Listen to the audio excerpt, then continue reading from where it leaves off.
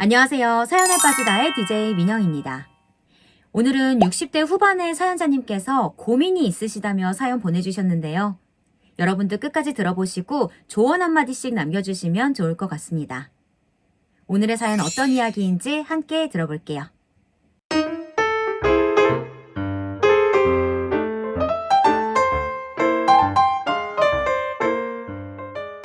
안녕하세요. 저는 막 60대 후반이 된 이제 할머니 소리가 살짝 익숙해지려고 하는 한 여성입니다. 날씨가 아직 많이 춥죠. 제가 일하고 있는 사무실에서 따뜻한 모가차 한 잔을 우려 마시며 다른 분들의 사연을 듣다가 문득 제 이야기를 해보고 싶어 이렇게 사연을 풀어내 봅니다. 하나뿐인 아들을 잃고 구박을 받았던 이야기인데요. 용기 내어 작성하는 만큼 끝까지 들어주신다면 좋겠습니다. 저는 보수적인 촌동네에서 자라 중학교까지 학업을 마치고 옆 동네에 살던 남편과 중매로 혼사를 맺었습니다. 그리곤 인근 도시에서 신접살림을 차렸죠.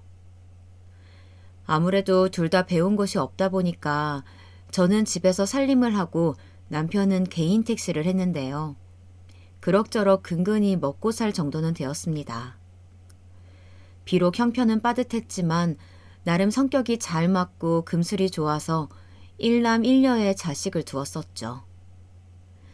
아이들은 다행히도 구김살 없이 씩씩하게 잘 커주었습니다. 특히 아들 녀석은 어찌나 어릴 때부터 밝고 까불던지 온 동네 남자애들을 몰고 다니며 대장 노릇을 할 정도로 사교성이 좋고 서글서글한 성격이었습니다. 못 배운 부모를 둔 것이 미안해서 저희 부부는 자식들만은 교육을 시키기 위해서 노력했습니다.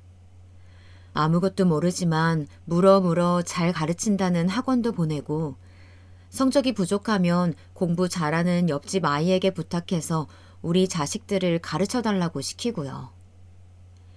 그렇게 큰딸은 초등학교 교사가 되고 싶다기에 교대로 진학을 시키고 둘째인 아들은 엔지니어가 되고 싶다고 하여 그쪽으로 공부를 시켰습니다. 그럭저럭 사람들이 이름 대면 아는 대학의 조선해양공학과를 졸업한 아들은 들으면 와 하는 전문직은 아니었지만 열심히 일하면서 먹고 살 걱정들은 없는 직업이라 고생한 보람이 있는 것 같아 뿌듯하더군요. 아들은 대학 졸업 후 조선기사 자격증을 딴다며 한동안 바쁘게 보였습니다. 그 이듬해 아들은 당당히 국내 대기업 중 하나인 현대중공업에 취직을 했어요. 저는 저의 못 배운 한이 조금이나마 자식들을 통해 풀어지는 것 같아 여한이 없이 기뻤습니다. 딸 역시 교생 실습을 나간다 어쩐다 하더니 임용 준비를 2년 하고 초등학교 교사가 되었지요. 아유, 어떻게 이리 자식들을 잘 키웠어? 이제 자식들은 다 장성하고 우리는 인생의 많은 과업들을 끝내고 노후 준비에 힘쓰면 되는 시기가 오는 건가 싶어 마음도 편하고 좋았습니다. 물론 자식들의 혼사 문제가 남아 있었지만요. 딸은 근무가 힘들다며 결혼 생각이 없다 누누이 말하더니 그래도 나이가 좀 차자 결혼을 하긴 해야겠다고 선을 보겠다고 하더군요. 직업이 교사라 선호 직업이다 보니 나름 괜찮은 조건의 남자들과 선을 계속 봤습니다. 딸아이가 인물도 나쁘지 않고 성격도 다정한 편이어서 곧 7급 공무원을 하는 총각과 선을 보고 몇 번 더 만나 연애를 하더니 결혼을 하겠다고 했습니다. 그렇게 장녀인 큰딸의 혼사를 정신없이 치르고 이제 아들만 장가 보내면 되겠다 싶어 우리는 참한 아가씨 어디 없나 하면서 눈에 불을 켜고 찾아다녔죠. 회사를 다니는 아들은 아침과 저녁에만 볼 수 있었는데요.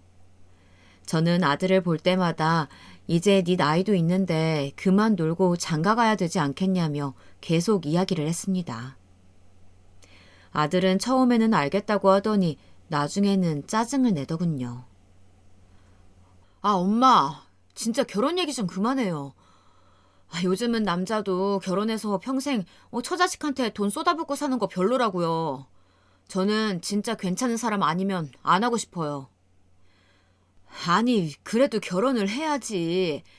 결혼해서 자식 낳고 기르는 기쁨이 얼마나 큰지 아니? 나중에 너 늙어서 힘들 때도 자식이 있는 거랑 없는 거랑 얼마나 다른데. 아내가 있어서 같이 오순도순 노년 보낸다고 생각해봐. 얼마나 좋겠어. 하지만 이런 이야기로 아침이 시작될 때면 언제나 아들은 밥 한 술 뜨는 둥 마는 둥 하면서 출근 늦었다고 일어나 버리기 일쑤였습니다. 저는 그럴 때마다 애간장이 타는 듯 했지만 자식이 애물단지라 어쩔 수가 없었죠. 그렇게 시간을 보내고 있던 어느 날이었습니다. 근처 시내로 볼일을 보러 갔다가 우연히 아들을 보게 되었어요. 저는 점심시간이라 잠깐 나왔나 생각하면서 아들에게 인사를 하려고 다가갔습니다. 그런데 세상에 아들의 옆엔 웬 젊은 아가씨가 있는 거 아니겠어요? 저는 화들짝 놀라서 아니 우리 아들이 여자친구가 있었구나 싶어 일단 인사를 하지 않고 그 아가씨를 관찰했습니다. 하얀색 정장 자켓에 회색 플레어 치마를 입고 긴 생머리에 날렵한 맵시가 돋보이는 딱 봐도 이쁘장한 아가씨였습니다. 두 사람은 막 점심을 먹고 나선 듯 했고 아가씨가 저희 아들에게 매달리다시피 기대고 있더군요. 팔짱을 꼭 끼고서요. 아들 역시 싫지 않은 표정으로 함께 걸음을 옮기더군요. 함께 커피숍에 들어간 두 사람은 곧 커피 두 잔을 들고 나와서 주차장에 있는 아들의 차로 함께 가더군요. 그리곤 차를 타고 사라졌습니다. 저는 머릿속이 좀 복잡해졌어요. 아니 그동안 그렇게 결혼하라고 했는데 저런 아가씨가 있으면서 왜 소개도 하지 않고 말도 하지 않았지? 라는 생각과 함께 제 아들에게 매달려서 사람들이 많은 대낮에 팔짱을 끼고 밀착을 하는 아가씨의 모습이 조금 꺼림직하다는 생각이 스치고 지나갔습니다. 그 후 며칠을 저는 아들을 관찰했어요. 생각해보니 최근에 부쩍 야근을 한다며 늦게 들어오곤 했던 점과 가끔 술 냄새도 나서 물어보면 야근하다가 친한 직원들과 술 한잔 했다고 하던 일, 그리고 와이셔츠에 립스틱 같은 여자 화장품이 묻어왔던 일 등이 떠오르더라고요. 저는 아들이 만나는 아가씨가 있는 것은 좋은 일이지만 어쩐지 그때 본 그 아가씨는 아니면 좋겠다는 생각이 들었습니다. 그러나 저의 이러한 불길한 예감을 틀리지 않더군요. 그렇게 한 달쯤 지났을까요? 아들이 이번 주말에 식사나 같이 하자고 토요일 점심에 식당에서 소개할 사람이 있다고 하더군요. 저는 혹시나 싶었지만 사정을 모르는 남편은 기대되는 표정으로 누구를 데려오려고 하나 궁금해했습니다. 우리는 그렇게 아들이 소개한다는 여자친구를 갈빗집에서 기다리고 있었어요. 끼익 하고 가게 문이 열리고 젊은 여자 한 명이 들어오더군요. 바로 제가 본 그 아가씨였습니다. 오늘은 아이보리색 블라우스에 검정 치마로 단정하게 입고 있더군요. 제대로 앞모습을 보니 상당한 미인이었습니다. 남자라면 누구나 혹할 만한 얼굴이었죠. 다만 치켜 올라간 눈매 때문에 여우상이라고 할 수 있었는데요. 저는 그 눈매가 썩 마음에 들지는 않았습니다. 흔히 말하는 눈웃음 친다는 그런 눈이었거든요. 아이고 반가워요. 우리 애가 여자친구를 데려온 게 처음이라. 하하, 이거 참 감회가 새롭네요. 어서 와요. 남편은 예쁜 아가씨가 들어오자 어쩔 줄 몰라 하면서 아들과 아가씨를 번갈아 보며 흐뭇해 하더군요. 아가씨도 싹싹하게 인사를 하며 저희에게 여자친구라고 소개를 했습니다. 저는 뭔가 설명할 수는 없지만 계속 껄끄러운 기분과 내키지 않는 기분이 들었어요. 그래도 큰 이유도 없는데 자리를 박차고 나갈 수는 없어서 어찌저찌 식사를 하고 있었죠. 둘은 입사 후 회사에서 직원으로 만났다고 합니다.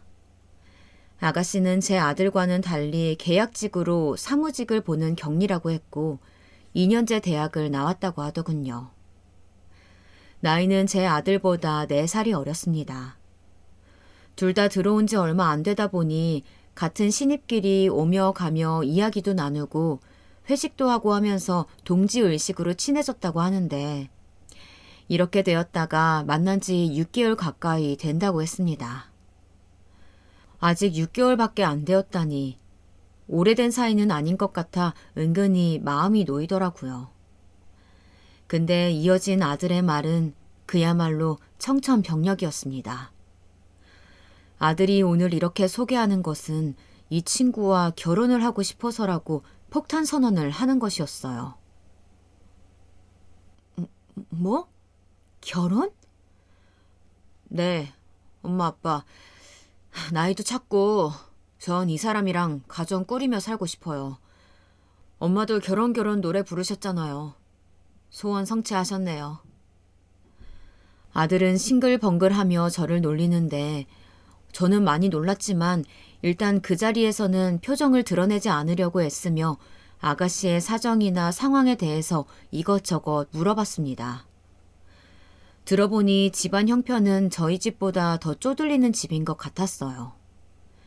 그래도 우리는 아들네 전세금이라도 해줄 돈이 있었지만 결혼 준비를 하게 되어도 아가씨는 자신이 모은 돈 300만 원 말고는 아무것도 해올 형편이 안 된다고 했으니까요. 모은 돈이 300만 원이라니. 아무리 월급이 적어도 그렇지 어째 저렇게밖에 돈을 못 모았을까. 혹시 사치라도 있는 건 아닌가 싶어 한숨이 흘러나올 것 같았습니다. 그런데 제 표정을 알아챘는지 제가 돈은 없지만 그래도 결혼하면 내조 잘하고 아이 잘 키우면서 잘 살아볼게요. 허락해 주세요, 어머님. 게다가 아가씨는 아직 학교를 다니고 있는 동생도 2명이나 있다고 했습니다. 허나 제가 돈은 없지만 결혼하면 부모님 잘 모시겠다고 잘 부탁드린다고 하더라고요. 남편은 뭐가 마음에 드는 건지 연신 고개를 끄덕이며 그래 알았다 하며 벌써 며느리 대접을 하고 있었고 아들은 흐뭇한 표정으로 아가씨를 보고 있더군요. 저는 아들 가진 나의 욕심 때문에 이런 찝찝한 기분이 드는 건지 아니면 진짜 이 아가씨가 좀 문제가 있어 보여 그런 것인지 제 기분이 너무 별로라서 당황스러웠습니다. 아들이 여자친구를 데려오기를 그렇게 기대했는데 왜 이렇게 기분이 바닥인지요. 그날 집으로 와서 저는 결국 아들에게 못 참고 터뜨렸습니다. 저기 아무래도 그 아가씨는 내가 보기에 너랑 너무 안 어울리더구나. 너 처자식한테 돈 퍼붓는 거 싫다며. 그거 다 감당할 수 있겠니? 엄만 마음에 안 든다. 그냥 잘 헤어지고 다른 사람이랑 손을 좀 보면 어때? 엄마가 참한 아가씨로 한번 알아볼게. 마침 엄마 친구 중에 너 중매 서주겠다고 한 사람이 있었어. 그래, 엄마가 오늘 그 아줌마한테 전화해볼게. 엄마, 아니 그게 무슨 말이야. 오늘 밥까지 다 잘 먹고 와서 이제 와서 무슨 파혼하라고? 아들이 버럭 소리를 질렀어요. 그렇게 크게 저에게 소리를 지른 건 처음이었던지라 남편도 당황했어요. 네, 결론은 그날 아들과 크게 싸우고 말았습니다. 아들은 결혼하기로 약속을 다 했는데 무슨 소리냐고, 그 사람이 식사 자리에서 실례를 한 것도 없고 우리도 잘 사는 형편도 아닌데 왜 한 번 보고 사람을 안 좋게 생각하느냐고 얼굴이 시뻘개져서 그 아가씨 편을 들더군요. 저는 그렇게 여자를 싸고 도는 아들의 모습을 보니 키워준 애미도 없구나 싶어 기가 막혔습니다. 이래서 아들은 잘 키워봤자 나중에 뺏긴다고 하는 건가 그런 생각도 들었죠.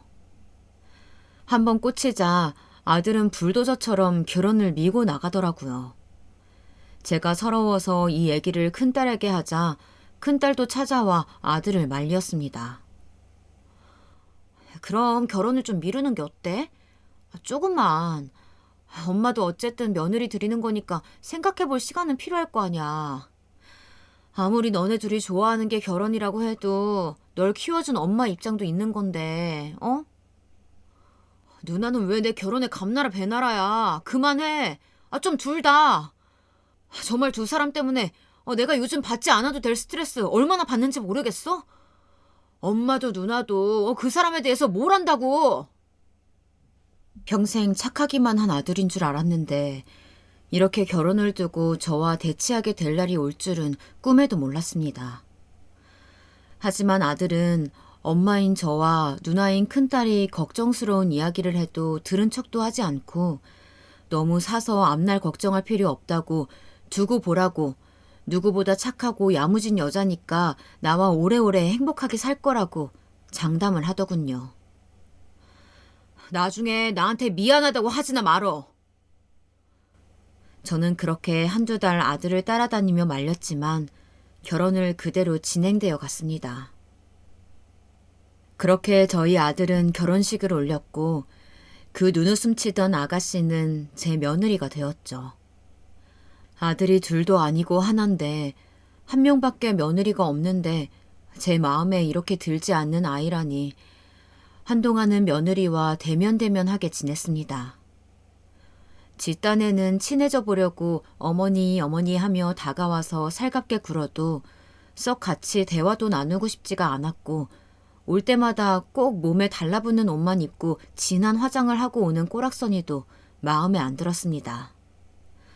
어쩐지 정숙해 보이지가 않고 날티나는 느낌이었거든요. 거기다 제가 그러든 말든 둘은 사이가 좋았어요. 항상 같이 놀러 다니고 맛있는 거 먹고 데이트 사진을 저에게 자랑하기도 하고 갑자기 장을 받들고 저희 집에 들이닥쳐 요리를 해준다며 둘이서 요란을 떨기도 했어요. 저도 나중에는 그래, 내가 데리고 평생 살 것도 아닌데 우리 아들이 좋다는데 어쩌겠나, 그냥 내가 받아줘야지, 그런 생각이 들더군요. 그래서 그렇게 저는 며느리와 그럭저럭 정을 붙이려고 노력했습니다. 먼저 말도 걸어주고 안부도 묻고 가끔 반찬을 가져다 주기도 했어요. 그러면 며느리는 항상 감사하다고 어머님 같은 시어머니가 계시다니 다들 놀랄 거라며 저에게 듣기 좋은 말들을 했습니다. 그거 아세요? 제가 어머님한테 생일 선물로 꽃 받았다고 하니까 제 친구들이 엄청 부러워하더라고요. 세상에 며느리한테 꽃 선물해주는 시어머니가 어디 있냐고 말이에요. 그랬니? 뭐 별거 아닌데 뭘. 나중엔 더 좋은 걸로 해주세요. 제 SNS에 자랑하게요. 며느리의 생일날 며느리가 좋아하는 장미꽃을 다발로 해 선물해 주었더니 그게 그렇게 좋았는지 저한테 저런 말을 해주더라고요. 뒤에 조금 진심 어린 눈빛으로 더 좋은 거 해달란 말이 가시처럼 걸리긴 했지만 별뜻 아니겠지 싶어 넘겼습니다. 아무쪼록 그렇게 아들내외는 1년여의 신혼생활을 즐기다가 아이가 들어섰어요. 이미 딸이 아기를 낳아서 키우고 있던 중이었는데 그래도 친손주여서 저는 조금 더 기뻤습니다. 임신 기간에 입덧이 심하다고 해서 좋아하는 음식을 아들에게 물어 가져다 주기도 하고 배가 뭉친다기에 마사지 하는 법을 알려주기도 했어요. 제가 정말 정성을 쏟긴 했던지 옆에서 남편도 당신 며느리 싫다고 반대했을 땐 언제고 이렇게 잘해줘? 하면서 놀리더라고요. 아들도 무척 고마워했고요. 근데 며느리의 행동은 조금 마음에 걸리는 부분이 있었습니다. 제가 음식을 갖다 주기 시작하자 언젠가부터는 당연하게 요구를 하더라고요. 어머님, 저번에 제가 맛있게 먹었던 그 나물무침 있잖아요. 그거 이름이 생각이 안 나는데 아무튼 그것 좀 해다가 가져 주실 수 있으세요? 오늘 말이니? 오늘은 내가 좀 바쁜데 친구가 집에 온다고 해서. 아, 그래요? 어쩔 수 없죠. 그럼 내일은 꼭 해다 주세요. 뭐라고 해야 할지 저를 너무 편하게 생각하는 것 같더라고요. 그래도 며느리는 저에게 떡두꺼비 같은 손주를 안겨주었습니다. 손주는 갓난아기지만 이목구비가 뚜렷하고 기골이 장대한 것이 제 아들 골격을 닮았더군요. 저는 그동안 며느리가 마음에 들지 않았던 마음이 손주를 보면서 내려가는 것을 느꼈습니다. 이렇게 듬직한 아들을 낳아줬고 이 집안 대를 이어줬으니 이제 더 이상 믿게 생각하지 말자고 혼자 다짐을 했어요. 그 이후로 몇 년 동안은 아들네는 정신없이 살았습니다. 애기 키우랴 회사 일 하랴 아들은 항상 피곤해 보였죠. 요즘은 아빠들도 육아에 참여해야 한다면서 오랜만에 다 같이 수목원에 주말 나들이를 갈 때도 땡볕에 내내 아들이 아기뜰을 하고 아기를 안고 있더라고요. 땀을 비 오듯이 흘리는데도 며느리는 그늘에 앉아 본인 팔에 선크림을 바르고 있고 제 아들만 땀을 홍수같이 흘리면서 아기를 계속 안고 다녔습니다. 보다 못한 제가 아기를 받아들고 1시간을 아기띠를 하고 다녔더니 머리가 어지럽고 일사병이 오는 것 같더라고요. 그리고 며느리는 제가 안색이 안 좋자 그제야 아기를 받아들었습니다. 요즘 젊은 여자들은 아기 돌보는 것을 반반하자고 주장한다더니 제 며느리가 딱 그 짝이었어요. 저는 맞벌이도 하지 않고 집에만 있으면서 우리 아들 고생 그만 시키라고 화내고 싶었지만 그러다가 또 화살이 아들한테 가서 저 없을 때 며느리가 구박할까봐 그런 이야기도 하지 못하고 참았습니다. 그렇게 세월은 흘러서 친손주가 6살쯤 되던 무렵이었어요. 갑자기 며느리에게 다급한 전화가 왔습니다. 어머니, 지금 빨리 삼성병원으로 오세요. 애기 아빠가 지금 많이 다쳤대요, 어머니. 저는 그 소리를 듣자마자 정신없이 남편과 함께 병원으로 달려갔습니다. 이게 무슨 마른 하늘의 날벼락 같은 소리인지 허겁지겁 병원에 도착하여 응급실로 갔더니 이미 수술 중이라며 수술실 앞으로 저희를 안내해 주더군요. 거기에는 망연자실한 표정으로 주저앉아 있는 며느리와 영문도 모른 채 끌려온 손주가 있었습니다. 얘야, 무슨 일이니? 저는 의자에 엎어져 있던 며느리의 어깨를 흔들며 대답을 재촉했습니다. 힘없이 늘어져 있던 며느리는 고개를 들어 눈물로 엉망이 된 얼굴로 말을 하더군요. 어머니, 회사에서 출장 마치고 밤늦게 오는 길에 고속도로에서 오종 추돌 사고가 났대요. 사고가 너무 크게 나서 차량이 전복되고 지금 준수 아빠가 의식이 없대요. 어떡해요, 어머니? 그 사람 못 깨어나면 저 어떡해요?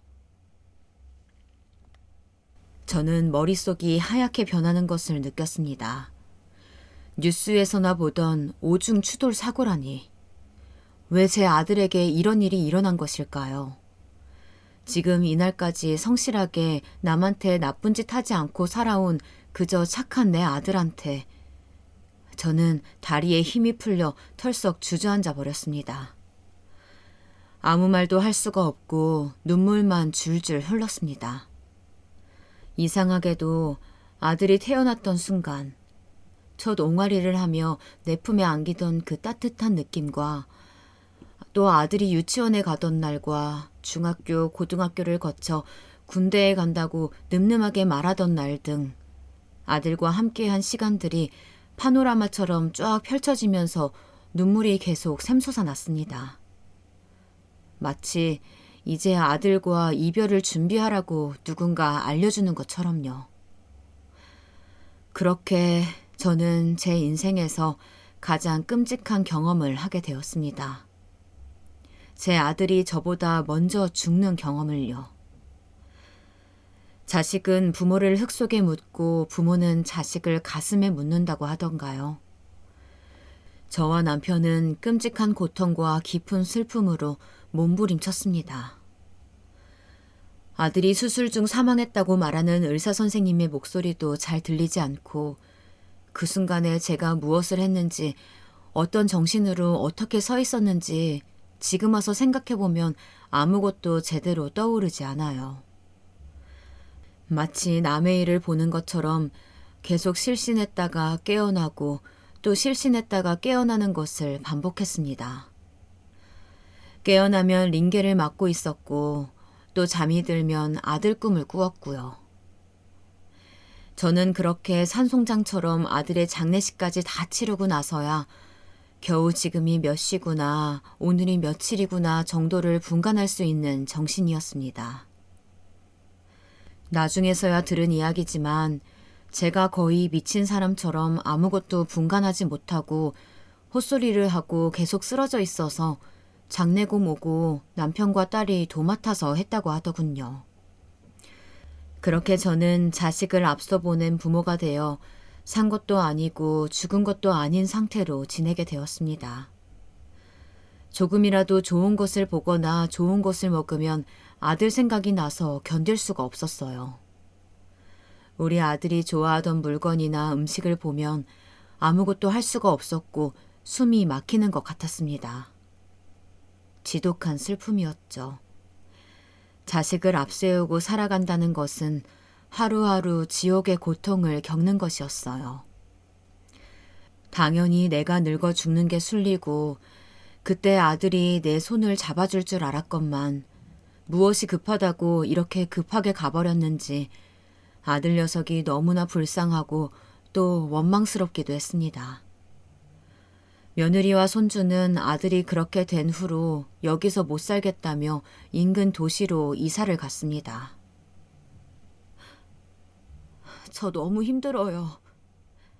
제 아들 데리고 여기서 못 살 것 같아요. 죄송합니다, 어머님, 아버님. 그래, 그렇겠지. 일단 우리가 얼마라도 지어줄 테니 쓰고 필요하면 얼마든지 또 말해라. 네, 어머님. 생계를 어떻게 꾸릴지 걱정이라기에 당장이라도 융통해서 쓰라고 저희가 모아둔 비상금 몇천만 원도 털어주었습니다. 일자리 구하고 형편 나아지면 천천히 갚으라는 말과 함께요. 아들을 닮은 손주가 눈에 밟혀 손주를 우리에게 맡기고 일하는 것은 어떠냐고 하자 며느리는 아니라고 자신이 데리고 키우며 일을 구해보겠다고 했습니다.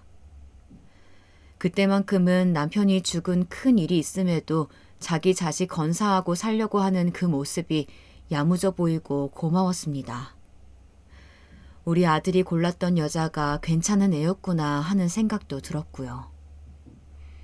그런데 아들이 죽은 지 1년쯤 되던 어느 날 우리 부부는 너무도 큰 인생의 위기를 맞이하고 말았습니다. 갑자기 전세를 살고 있던 집을 비워달라는 얘기를 들었어요. 무슨 소리냐고 하니 집주인이 파산을 해서 집이 경매로 넘어가게 되었다고, 전세금 찾을 수 있게 전세권 설정은 해놓으신 거냐고 부동산에서 묻더군요. 저는 놀라서 허둥지둥 전세금 설정이라는 절차를 우리가 전세 얻을 때 했는지 알아보았는데 아는 것이 없던 저희가 그만 제대로 전세금 설정을 하지 않았더라고요. 그래서 다급하게 부동산을 붙잡고 이거 어떻게 되는 거냐고 묻자 이렇게 되면 돈을 받는 게 후순위로 밀리게 되며 전세금을 찾을 수 있을지 없을지 알 수 없다고 죄송하다고 하는 것이었습니다. 저희 부부는 너무 당황해서 사방으로 물어보고 알아봤지만 전세금을 찾을 길이 없다는 것이었어요. 하루아침에 전세금을 다 날리고 오갈 데가 없는 거지꼴이 된 것이었죠.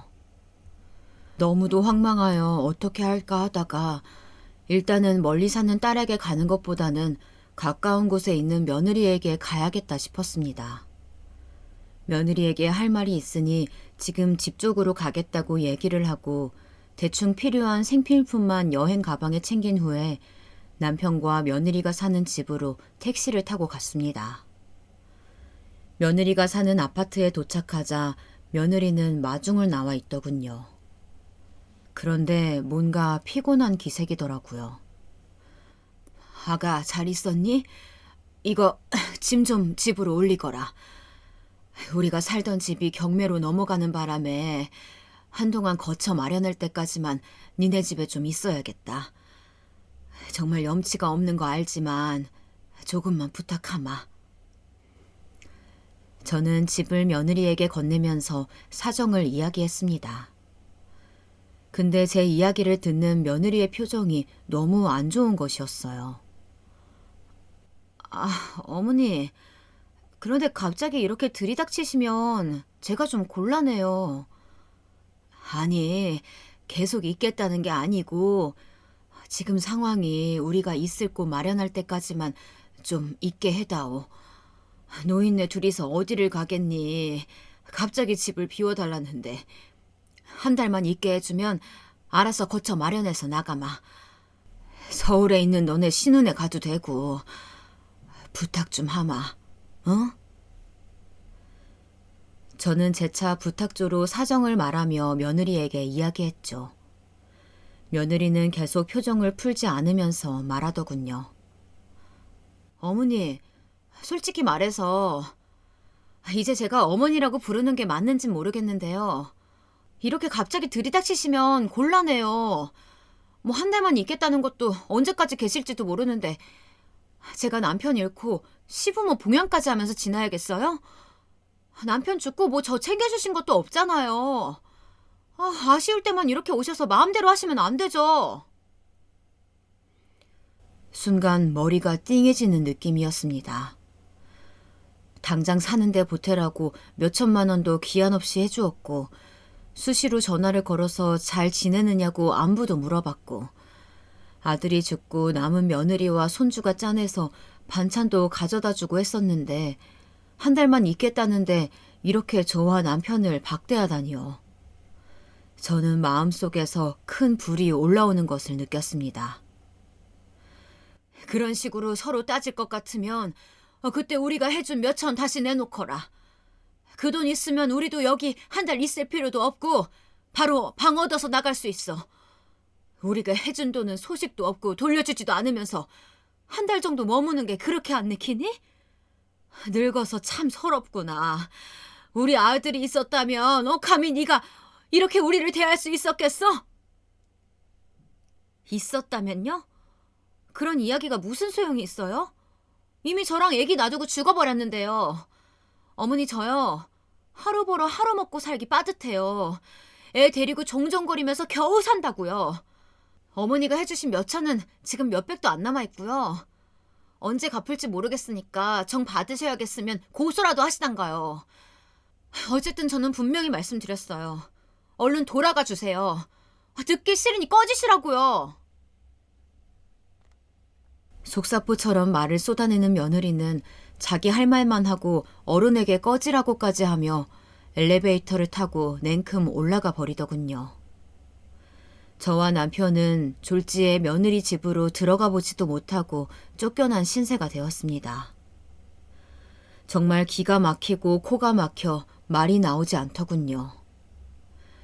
아무리 내가 그동안 별로 살갑게 대하진 않았다지만 그래도 시어미로서 못해준 것은 아니라고 생각했는데 돈 빌려준 것도 당장 못 주겠다며 적반하장으로 저희를 내쫓다뇨. 역시 첫인상은 틀리지 않았다고 생각이 들었습니다. 며느리는 뱀처럼 교활한 성격의 사람이었어요. 달면 삼키고 쓰면 뱉는 사람이요. 결국 어쩔 수 없이 멀리 사는 딸에게 전화를 걸었습니다. 딸은 제 이야기를 듣고 화가 나서 펄펄 뛰더니 근처에 숙소를 잡아 일단 오늘 하루는 편히 계시라고 내일 아침에 모시러 가겠다고 하더군요.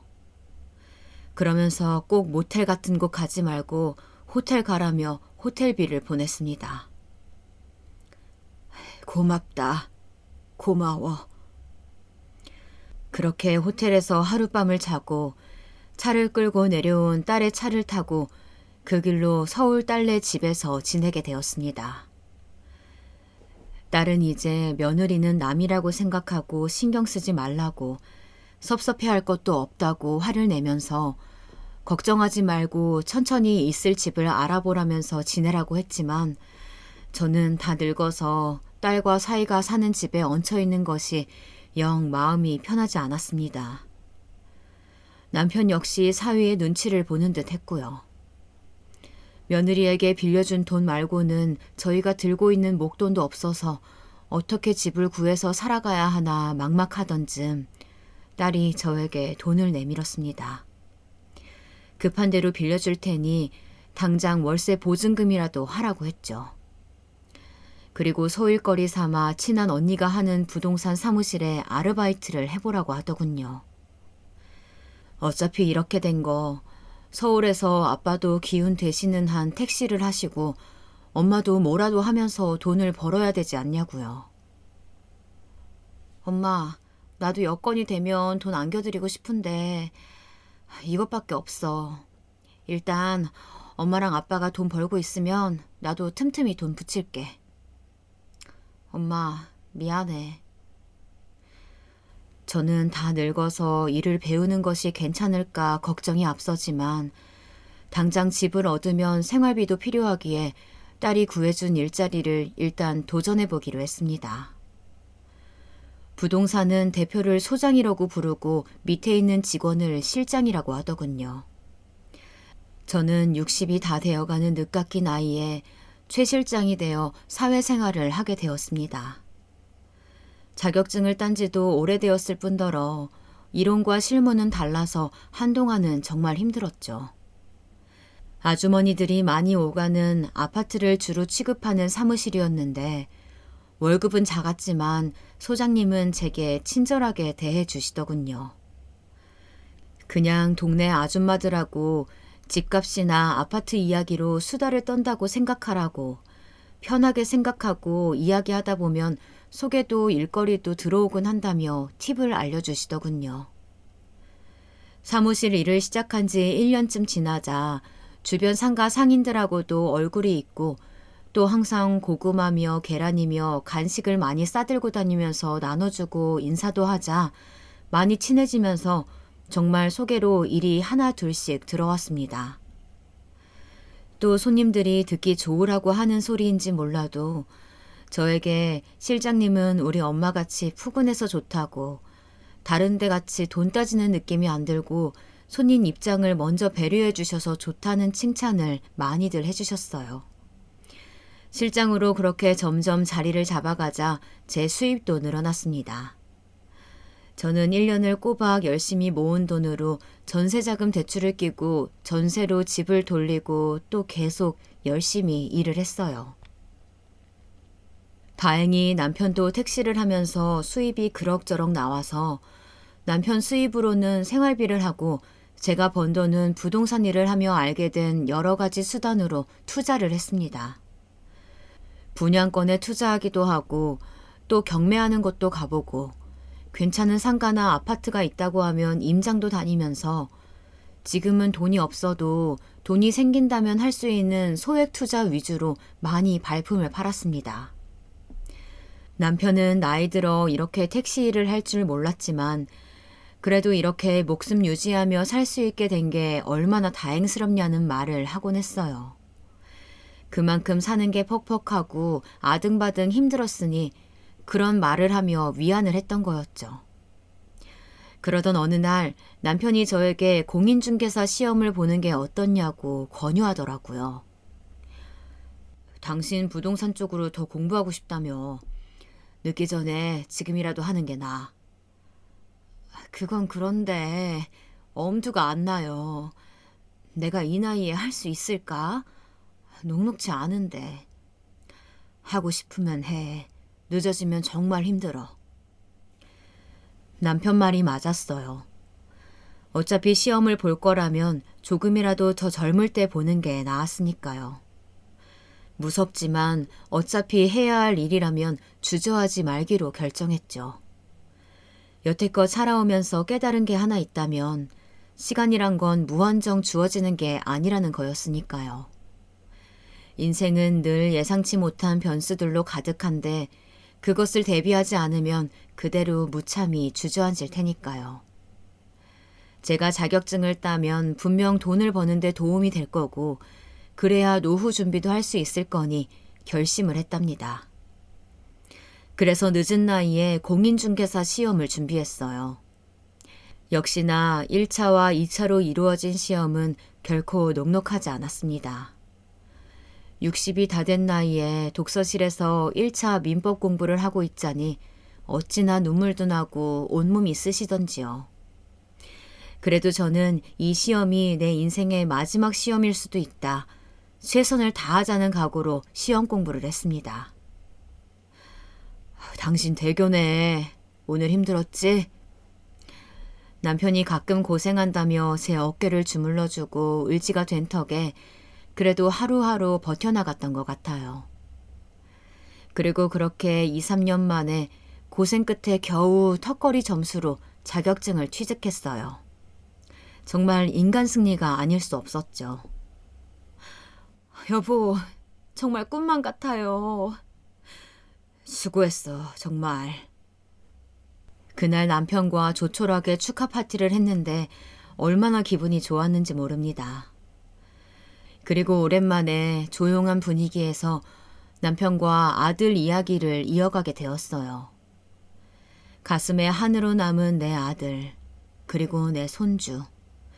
그날 사진을 붙들고 얼마나 울었는지 몰라요. 며느리는 그렇게 저희를 내쫓은 후 단 한 번도 연락하지 않았습니다. 사실 제가 손주가 너무 보고 싶어서 연락한 적이 있었어요. 사진 한 장이라도 보내달라는 부탁이었는데 며느린 그 말에 코웃음을 치며 이러더군요. 어머님, 아니 아줌마, 정말 끝까지 이러실 거예요? 제 아들이에요. 아줌마 손주가 아니고요. 더 이상 저희 사는 거에 관심 끄세요. 도와달라고 하지도 마시고요. 저 자선사업가 아니에요. 제 아들 먹여 살리기도 바쁘다고요. 아, 진짜 거지 같은 노인네가. 그 말만 남기곤 전화를 획 끊어버렸습니다. 그 전에 번호 바꿀 거라는 말도 덧붙이면서 말입니다. 아마도 저희가 자기한테 또 도움을 요청하려 전화했다고 생각한 모양이었어요. 아무리 그래도 그렇지 어떻게 한때 시부모였던 저희를 길거리에 있는 거지도 못하게 취급을 하는 건지 도통 이해할 수가 없었습니다. 남편한텐 차마 가슴 아파할까 말도 못하겠더라고요. 그 후 전 손주도 그냥 가슴에 품고 일에만 매진했어요. 그리고 몇 년간 일하면서 모은 몇 천으로 약간 외곽지의 상가를 경매로 저렴하게 낙찰받았습니다. 그런데 우리가 그 상가를 사고 세를 준 지 2년 만에 서울의 유명 대학이 그쪽에다가 캠퍼스를 짓기로 확정이 되면서 상가의 가격이 엄청 뛰기 시작했습니다. 바로 대학 인근의 상가가 되어버렸기 때문이죠. 저는 기왕 이렇게 된 거 이 상가에 내가 부동산을 차려야겠다는 생각이 들었습니다. 대학가이기 때문에 원룸을 찾는 수요도 있을 것이고 그동안 실장 일을 하면서 노하우도 제법 쌓였기 때문이죠. 그렇게 제 생애 최초로 대표라는 직함을 달고 젊은 실장을 뽑았습니다. 실장은 요즘에는 블로그를 통해서 홍보를 해야 한다면서 자신이 그 관리를 해보겠다며 매일 온라인 게시글을 올리고 여기저기 온라인으로 홍보를 하더군요. 저는 처음에 발로 뛰지 않고 저런 곳에 글을 쓴다고 뭐가 되겠나 싶었는데 웬걸 저는 진짜 옛날 사람이었더라고요.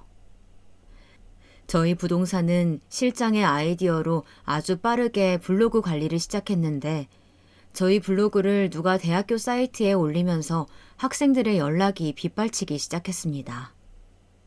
제가 학생들 원룸을 얻어주고 지방에서 부모님들이 올라와 걱정하시는 것을 보면서 죽은 아들 생각도 나고 해서 수수료도 늦게 받기도 하고 사정 봐서 깎아드리기도 했던 것들이 학생들끼리 소문이 돌았다나 봐요.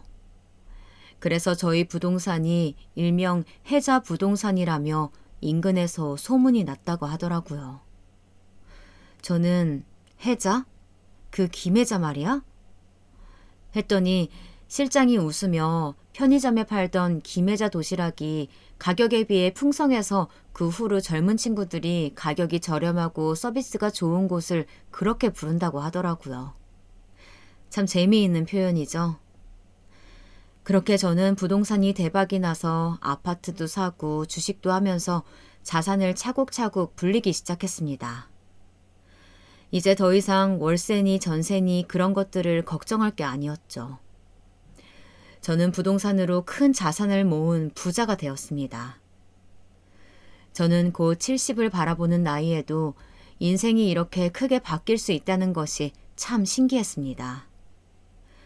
한편으로는 하늘나라로 간 아들이 우리를 보살펴주고 있나 생각도 들었습니다.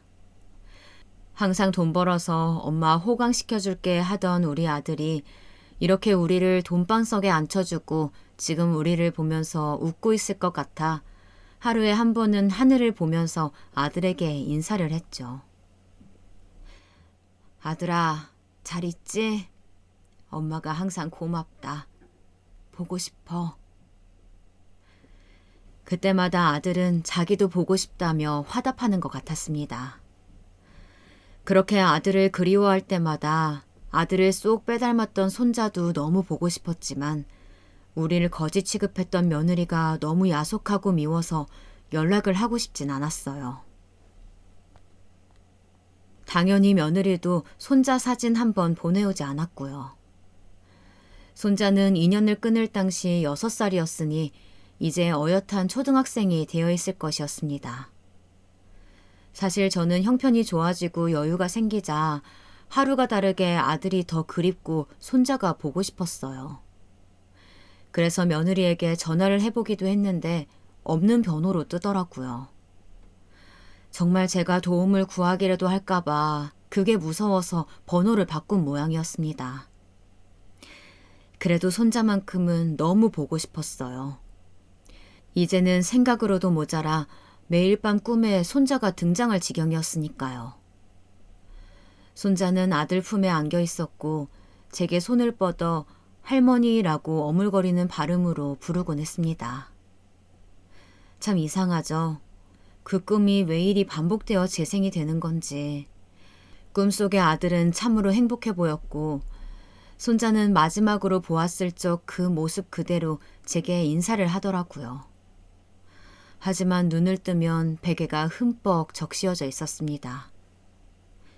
그래서 그 이후 단념을 하지 않고 며느리가 살던 아파트 근처를 차로 괜히 서성이기도 하고 근처 초등학교 주변을 어슬렁거려 보기도 했어요.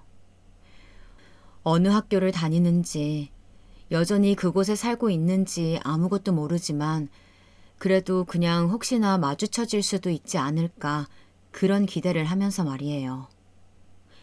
그렇게 한 달에 몇 번을 며느리가 살던 동네 인근으로 내려가 서성이던 어느 날이었습니다.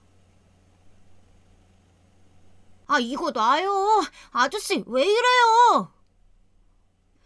근처를 배회하다가 목이 말라 편의점을 찾아 들어가려던 참이었어요. 편의점 안쪽에서 아이가 소리를 지르는 소리가 들렸습니다. 그 목소리는 어쩐지 낯익은 것이었어요. 저는 문을 밀고 들어가 무슨 일인지 살폈습니다.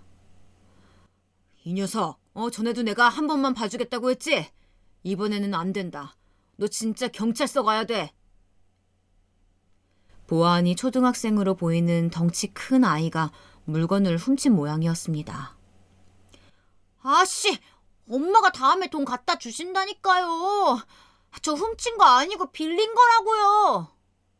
잔말 말고 경찰서 가자. 너 이름 뭐야? 책가방 열어봐. 보자, 봐봐. 6학년 2반 김준수.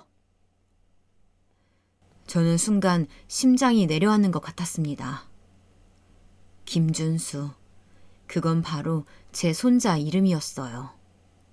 제 아들을 쏙 닮은 6살에 헤어진 그 아이 이름이요. 우리 남편이 장명소를 3군데나 가서 큰 사람이 되라고 받아온 이름이 준수였습니다. 저는 얼른 그 아이를 살펴보았어요. 소매가 꼬질한 티셔츠를 입고 낡은 운동화를 신고 큰 키에 제법 어깨가 벌어진 얼굴도 급히 살펴봤습니다. 쌍꺼풀이 없는 눈에 남자치고 도톰한 입술, 그리고 오른쪽 뺨에 작은 점. 우리 아들을 닮은 그 얼굴은 무려 7년 만에 보는 제 손자였습니다. 저는 너무 놀라서 제 손자에게 달려가 멱살을 잡고 있는 사장님의 손을 떼어냈어요. 사장님, 아직 초등학생인데 얘한테 이러시면 안 되죠. 이 학생 먹고 싶은 거 제가 고르라고 했어요. 제가 돈 다 낼 테니 이 아이는 그만 보내주세요. 제가 갑자기 나서서 돈을 내겠다고 하며 아이 앞을 막아서자 사장님은 의아한 표정이었어요. 사모님, 이 애는요, 이 동네에서 좀도둑질로 유명한 애예요. 엄마는 어딜 가는지 애 혼자 배고파서 항상 여기저기서 훔쳐먹고 다닌다고요. 그렇게 편들어 주시면 내일 또 도둑질 할걸요? 혼쭐이 나야 된다고요. 저는 편의점 사장의 말을 듣자 정신이 아득해지는 것을 느꼈습니다. 며느리에 대한 분노가 치밀어 올랐어요. 혼자 아이 키우며 열심히 살겠다더니 이것이 이딴 식으로 애를 키워? 우리 집 귀한 자손을 이렇게 좀도둑질을 하게 만들어? 저는 분기탱천해서 사장님께 이야기했습니다. 지금 누구 보고 좀도둑 어쩌니 저쩌니 하는 거예요? 이 아이는 제 손자라고요. 정말 못하는 소리가 없으시네요. 제가 그동안 훔쳐간 거 10배로 물어드릴 테니까 지금 막말하신 거 당장 사과하세요. 사과 안 하시면 고소 진행할 테니 알아서 하시고요. 그리고 여기 이거 제 명함이니까 앞으로 이 아이가 물건 그냥 가져가면 제 앞으로 청구하세요. 그렇게 저는 어리둥절해하는 제 손자를 끌고 편의점을 나왔습니다.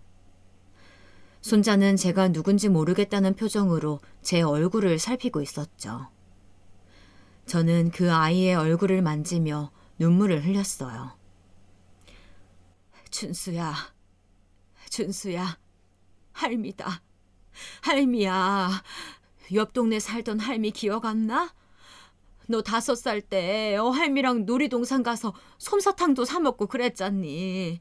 할미가 장난감 로봇도 사주고 같이 기차도 탔었잖아. 할미 기억 안 나? 세상 떠난 네 아빠, 엄마란다. 아이고 우리 강아지.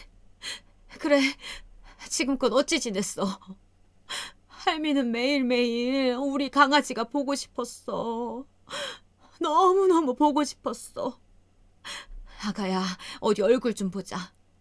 아이고, 아이고 많이 컸네, 이놈아. 저는 저를 보며 눈을 굴리는 손자를 그렇게 얼싸안고 기쁨의 눈물을 철철 흘렸습니다. 많이 자란 내 손자는 우리 아들의 얼굴을 더 많이 닮아 있었어요. 저는 준수를 데리고 차에 태워서 남편과 살고 있는 집으로 데리고 갔습니다. 남편 역시 준수를 기다리며 초조하게 서성이다가 도착한 손주를 보고는 그 무뚝뚝한 양반이 눈물을 한 바가지 쏟아내더군요. 마치 죽은 우리 아들 녀석이 살아 돌아온 것처럼요. 그렇게 한우를 구워 먹이고 그동안 어떻게 지냈냐 이야기를 하며 오랜만에 생기 있게 저녁 식사를 하고 있던 차였습니다. 쾅쾅 문 두드리는 소리가 들리더라고요. 우리 준수 여기 있어요? 날카로운 여자의 목소리가 울리더군요. 바로 저희와 연을 끊었던 며느리의 목소리였습니다. 준수를 데려오면서 엄마한테 할머니 집에서 며칠 있다가 가겠다고 전화를 했더니 주소를 문자로 달라고 해서 줬었는데 그새를 참지 못하고 달려온 모양이었어요. 저희가 손주를 어떻게 할 것도 아닌데 말이에요. 도어락을 풀어주자마자 며느리는 시뻘개진 얼굴로 들이닥쳤습니다. 아니, 애를 말도 없이 어떻게 알고 데려가신 거예요? 정말 너무들 하시네요. 저 좀 살게 내버려 두라고 했잖아요. 아니, 이게 저기 어머니. 화가 나 소리를 지르던 제 며느리는 문을 열고 보이는 60평대 아파트의 넓고 깔끔한 모습, 그리고 그 안을 가득 채운 고급 가구들에 크게 놀란 모습이었습니다. 갑자기 언성을 낮추더니 두리번 집안을 부산스럽게 살피더군요. 저는 새삼 정이 떨어지는 것을 느끼며 오랜만에 보는 며느리에게 침착하게 말했습니다. 어서 오너라. 오랜만이지? 잘 지냈니? 아, 네. 여기가 혹시 어머니 일하시는 집인가요? 일하는 집? 무슨 헛소리냐? 내 돈으로 산 내 집이지. 내가 무슨 늙음하게 가정부라도 하고 사는 줄 알았니? 근데 어떻게... 제 핀잔에 며느리는 그제야 정신이 드는지 제 옷차림이며 남편 옷차림새 등을 살피는 것이었어요. 그러더니 단박에 표정을 바꾸더라고요. 어머님, 아버님, 그동안 인사 못 드리고 죄송합니다. 제가 애 키우면서 혼자 일을 하다 보니까 사는 게 퍽퍽해서요. 잘 지내셨죠? 건강은 어떠세요? 먼저 연락을 드렸어야 했는데 제가 폰 번호도 바뀌고 해가지고 죄송해요. 너무 뵙고 싶었어요. 순간 토할 것 같이 속이 역겨웠지만 저는 애써 웃으며 말했습니다. 아가, 마음에 없는 소리 안 해도 된다. 마침 왔으니 잘 됐구나. 우리 준수를 그동안 아주 훌륭하게 잘 키웠더구나. 우리 손주가 동네에서 아주 유명하던데 네가 그동안 잘 키웠으니 이제 내가 좀 걷어볼까 하는데 네 생각은 어떠니? 뭐라고요? 어머님이 왜 제 아들을... 어머님이 그래도 어미한테서 자식 뺏으려 하시면 안 되죠. 아니, 자식을 뺏고 싶으시면 차라리 저희 잘 살 수 있게 도와주세요. 그게 나아요. 제 말에 며느리는 움찔하더니 그때부턴 기를 쓰고 아부를 해대기 시작했어요. 사느라 바빠서 그랬던 것이지 그냥 동네 장난꾸러기인데 그런 것이라고, 제가 잘 챙기고 있었다고, 이제 와서 부모님께서 돌보시기는 힘드시지 않겠냐고, 아이도 엄마랑 있는 것이 낫다는 둥 계속 횡설수설하며 억지 웃음을 짓고 땀을 뻘뻘 흘리는 것이었습니다. 그야말로 혼자 원맨쇼였죠. 그러면서 생활비 명목으로 돈을 요구하는데 기가 찼습니다. 며느라, 한때 정을 생각해서 내가 마지막으로 말 한마디만 하마. 손주에 관한 모든 권리를 우리한테 넘기고 넌 뒤로 물러서라. 이제 우리가 우리 핏줄 건사하고 번듯하게 교육시키고 대학도 보낼 테니까 그렇게 알아. 하늘에 있는 아들도 그걸 바랄 거다. 안 돼요. 어머니, 말도 안 되는 소리 하지 마세요. 그이가 왜 그걸 바라겠어요? 아들 데려가는 건 안 돼요, 절대. 차라리 돈을 내놓으시라니까요. 며느리의 달라는 말은 내놓으란 말로 바뀌었어요. 그리고 저는 그 말에 속이 다시금 부글부글 끓는 게 느껴졌습니다. 사실 저는 며느리가 오기 전 손주한테 들은 것들이 있었습니다. 며느리가 얼마나 아이를 방치했는지, 글쎄 손주가 울먹이면서 이런 말을 하는 것이었어요. 엄마한테 남자가 한 명 있는데 그 남자랑 놀다 오느라 자기는 밥도 안 챙겨주고 그냥 나간다는 것이었습니다. 자기한텐 관심이 하나도 없고 배고프면 계란 후라이 하나 구워주고 나가는데 어떤 날은 쫄쫄 굶어 기력 없이 누워있던 날도 있었답니다. 세상에, 그 말을 듣고 얼마나 기가 막히던지 경을 칠 노릇이었습니다. 그래서 제가 남편에게 손주를 데리고 방에 들어가 있으라고 한 다음 며느리만 나오게 해 카페로 향했습니다. 그 점들을 들먹이며 그대로 말하자 며느린 말을 잇지 못하더라고요. 네가 남자랑 놀아나느라 애는 방치해두고 싸돌아 다녔다는데 내가 애한테 들은 소리가 있는데 이제 와서 엄마 노릇이 하고 싶니? 어머니, 그건 어머니라고 부르지 말라 하지 않았어? 아줌마라고 했잖니. 그거 다 잊은 거야? 곳에 까먹은 거야? 널 보면 내가 인간이 얼마나 무서운 존재인지 새삼스레 다시 알게 된다. 좋은 말로 할 때 내 손주 포기해라. 넌 그냥 네 하던 대로 자유롭게 살아. 며느리는 크게 충격을 받은 듯한 모습이었어요. 저는 좋게 말할 때 나가지 않으면 내가 가진 재력으로 평생 너를 괴롭히겠다고 조용히 물러나라고 한 번 더 말하면서 일어서려 했습니다. 근데 며느리가 갑자기 사람들 다 보는 앞에서 무릎을 꿇으며 울더라고요. 어머님, 제가 그때 사는 게 급해서 너무 막막해서 그랬어요. 저희도 살기 어려우니까 그래서 그랬던 거예요. 어머님, 노여움 푸시고 한 번만 저희 거둬주세요.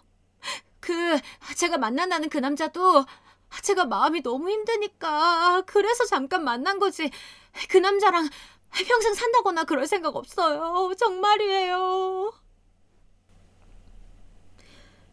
며느리는 지금 만나는 남자도 당장 정리를 하겠다며 저에게 울고 불고 사정을 하는데 그 꼴도 보기가 싫었습니다. 그래서 저도 모르게 앞에 있던 물잔을 들어 며느리 얼굴에 부어버렸어요. 이제 네가 꺼질 차례야. 어서 꺼져!